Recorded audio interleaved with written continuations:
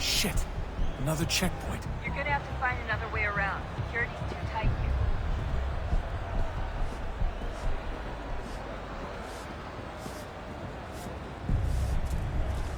So heading up this way. Trabalho aqui há 15 anos e nunca vi nada como isso. Quem vocês pensam que são? Sugiro abaixar o tom de voz. Ah, está bem. Faça a porcaria da verificação. Que Ei! Olha, aconteceu só isso. A gente não queria que acontecesse. Yeah. So we're going up this way now. I'd probably. Sometimes I focus and I forget that I don't talk.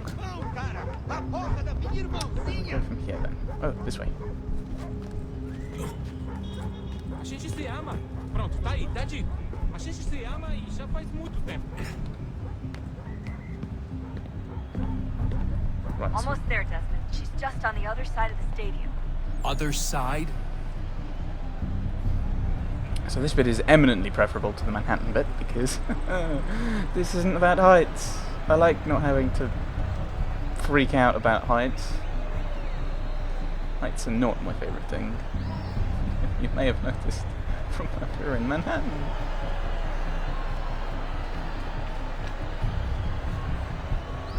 Hello. No, you can't have my bag. Should allow me to go round and just come past. Oh, they do have the Abstergo little logo on the cap, so.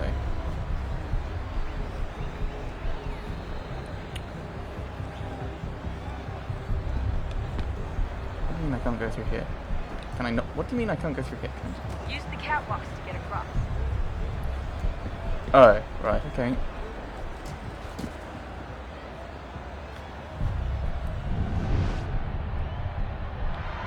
Any idea where I'm meant to go? No. Oh, MMA down there. You're really close now. Side punches. You should be going for a mount, mate. Should be going for a mount. Even I know that. What if I jump down? Can I get involved? Probably wouldn't end well.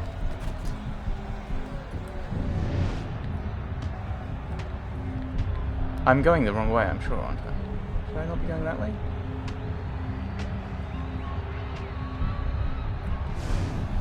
It's the other side, so I assume up here is right.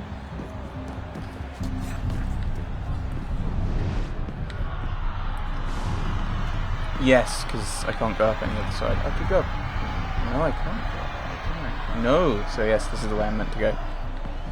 I assume we'll have a similar Abstergo guard issue on this side.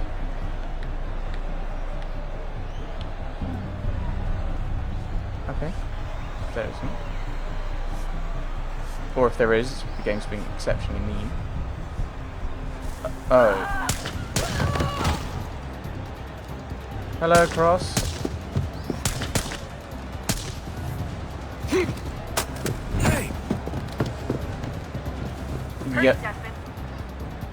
She might have to run after him. He gets away with the artifact, we're screwed. You can't let that happen.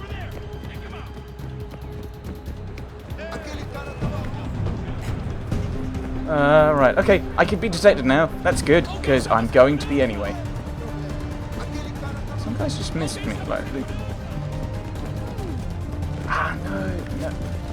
Desmond! Desmond! Is that who I'm meant to be fighting? That is who I'm meant to be fighting, isn't it?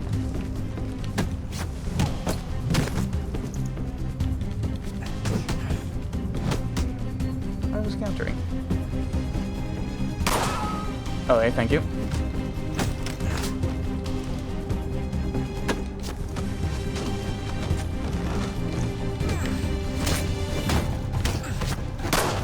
Ow.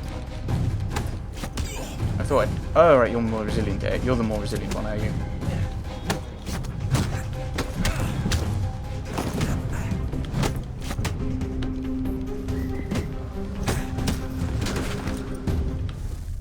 There we go.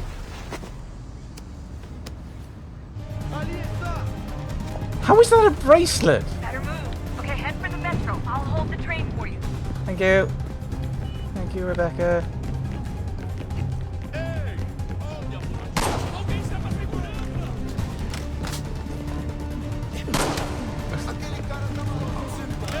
Get out the way, get out the Ho messo way. la seguranza! Oh, I can't jump over that. Desmond? No, Desmond! Desmond! Behave!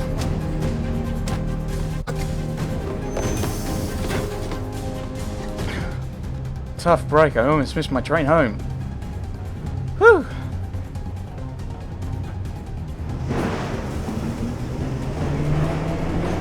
Shouldn't they like have different coloured hoodies? That's just made me go, because this guy could well be wearing a white hoodie. Like, that's all he wears, is a white hoodie. I hope they're different ones. Like, I hope that it's not just the same one every single time. Like, do they have some kind of laundry down here? We can get back to Connor whenever you're ready, Desmond. Unless you want to plug in the power source first. Up to you.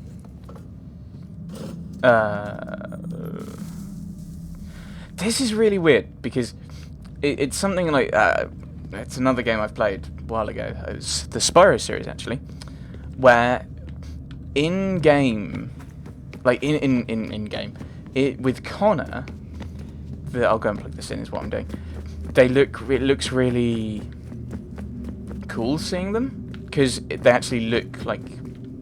They look better in the Animus. But it looks really weird outside the Animus. Like, Rebecca and Sean both look really strange. Because that's not how they look. Where do I go for this? Where do I plug this thing in? I assume I'm going the right way. I may not be.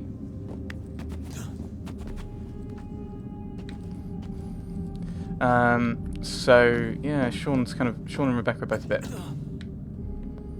They look different, and so it looks worse in a way. That's just I'm used to them looking the way they did in Two Brotherhood Revelations. If we could not meet the sun's cruel embrace, perhaps we might rebuke it. Bad son, naughty, like that. Already we could generate the fields to protect us in times of strife.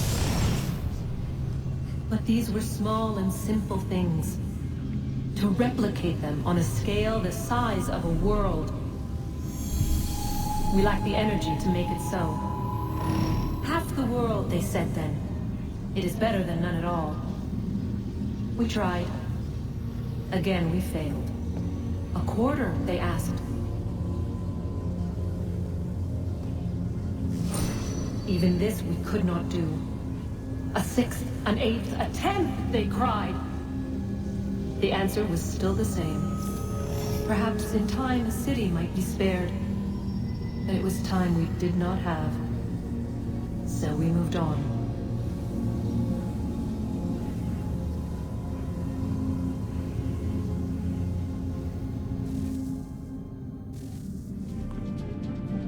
Right, let's go and confess with you. Is this why you're here? Oh, I'm just plugging the thing in. Wonder what's inside. Only one way to find out. Meticulous study and academic research. That's another option, yes.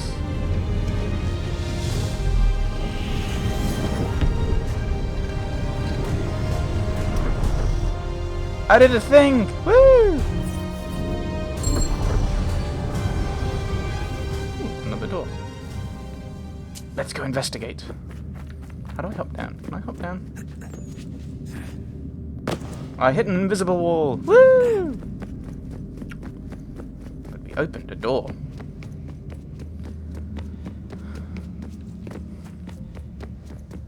I wonder what's through here.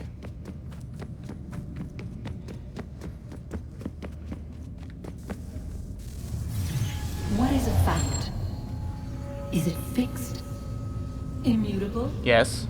Certain in its existence and only awaiting discovery? Yes. That's a fact, yes. Or might it be changed? No, it's a fact. Here we learned the answer and thought that it might save us. Oh, are you going to be one of these really They weird were used to philosophical command, mumble? to control, to own. What's this got to do with saving the planet? But we soon discovered another use. When enough sat in thrall and were told to believe, their thoughts took on form. What was imagined became real. What?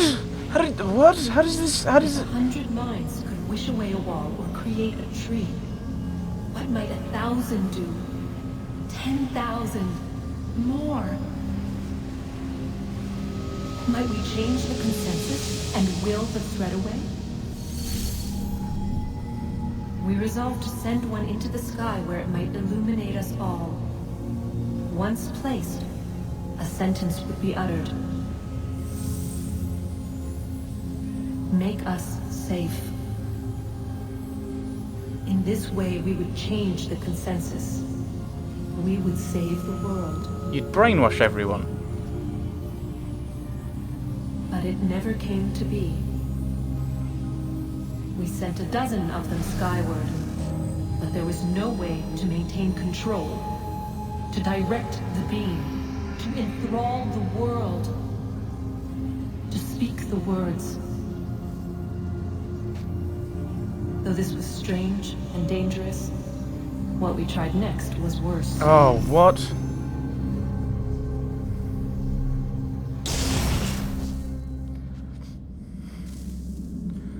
Everyone's going to die. How do we fix this? By taking over everyone's brains. Can we go back to the Templars and me complaining about historical and grammatical inaccuracies? Oh my goodness, you're evil. Evil, I say. At least Connor's striving for freedom. Oh, no, I'm ranting. I'm ranting, game. Do you not understand? The first instinct was to travel back, to change the past. But we could not find a way. But forward. We could look forward. And so here we sought to see beyond ourselves and know what was to come. First we wanted to learn if our work would succeed. But the answer was always the same. So we moved on to other things. But she remained. The one you call Minerva. In time, she too stopped looking. And instead began to speak. She called out across time, in the hopes that you might be saved. She hid messages where none might find them, save through you and those within this place. Fascinating. Tired of it. The cryptic warnings, the threats. Just tell us what you want! But they are. We saw the depth of them there. We seemed like grasshoppers in our own eyes, and we looked the same to them. Imagine trying to explain all this to a 2-year-old, to a grasshopper. When they said the will of the gods was unknowable, they meant it. Literally. I killed her, you know. I killed Lucy. It was the apple, son. It was Juno. I saw what she was. What would happen if I let her live? I could have stopped myself. I mean, there was a force there. But I didn't have to. I chose to. Desmond. Lucy was going to betray us and take the apple back to Abstergo. I saw the satellite launched. I saw them turn it on, and then it failed. Whatever's on the other side of that door, it benefits Juno. We need to be careful. Right, so I was interrupted mid-rant. I was ranting about philosophical stuff. Right, Connor. So Connor is arguing that these people should be free, and that they should have their independence because they want it. You then start getting to the question of, is freedom, how good is freedom? Is there a price of freedom, and is that price too high? I remember a quote from Sharp's Rifles, I believe, where Sharp's talking to Harper, and Harper's an Irishman who's joined the English army, or the British army at that point. It would be the British army. And Sharp asks him, why did you join? Why are you fighting against the Irish who want freedom? I mean, they're not doing it at the moment, but as a redcoat, he might be asked to. And he simply said, freedom to starve is not freedom. Well, I'm adding the T. He may have said freedom to starve is no freedom. And I think that's a rather interesting thought when you put into parallel with what the Templars are saying, because it's pretty much, well, it's not pretty much, that's kind of what the Templars are saying. That this is the way I've just come, isn't it? Yes. So the Templars are saying that we want to protect people, and the best way for us to protect people is to do these things and not give them the freedom that they claim to want. And then that's a rather interesting philosophical question of, is there a price to freedom?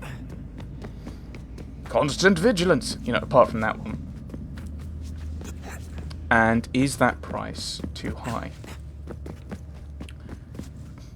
Those are all the interesting questions.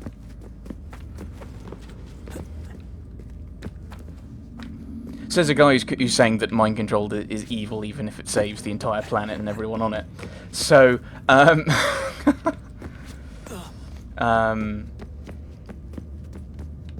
is that question and that intriguing philosophical idea and debate. I mean, I think that's kind of part of what bothers me about this game, is it raises these kind of philosophical ideas and just, in a very kind of, well, it doesn't even raise them, it just kind of hints at them and then just drops them. It's like, oh, this is really an interesting idea. Why don't you give us... I think that's why I really enjoy things like Mass Effect and Dragon Age, because you kind of are given these questions and then you choose how your character reacts, and so you can think about them from a philosophical perspective. I think that's part of what bothers me with this game, amongst other things.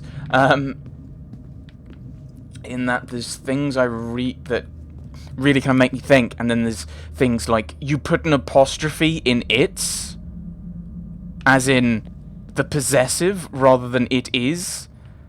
So it feels very much, there's that dissonance of, there's these intellectual ideas coming in, these great philosophical questions, and then grammatical errors with subtitling, like subtitles staying on too long or not long enough, and historical errors. And it's just like, I'm putting these philosophical ideas into this game, and it's really it's kind of frustrating, because it's like, this is something that the game is that I'm putting to the game. Not that that's a bad thing. Kind of seeing a game from your own perspective. Where's this light coming from? Very bright. It's up there somewhere. Maybe it's a reflection somewhere. I don't know. Juno's watching from up there. Terrifying. Absolutely terrifying. I'm guessing that there'll be another power source that we're meant to get up there, that's currently up there, and we get it and we go up there and drop it off. Looks like that might be the case. Ooh, maybe that's the thing that we need to open that. Possibly. I don't know. Next time, we'll do question mark, whatever we're doing next time. The Declaration of Independence has been signed, which I think was very early on in the War of Independence. So the war is going to start now, pretty much in earnest, and I don't know what Connor will do. Side with the Americans, obviously. But all that, more random complaining about history and other things, and random philosophizing that probably isn't actually in the game, that will all be next time. Thanks for watching, everyone. Thanks for watching.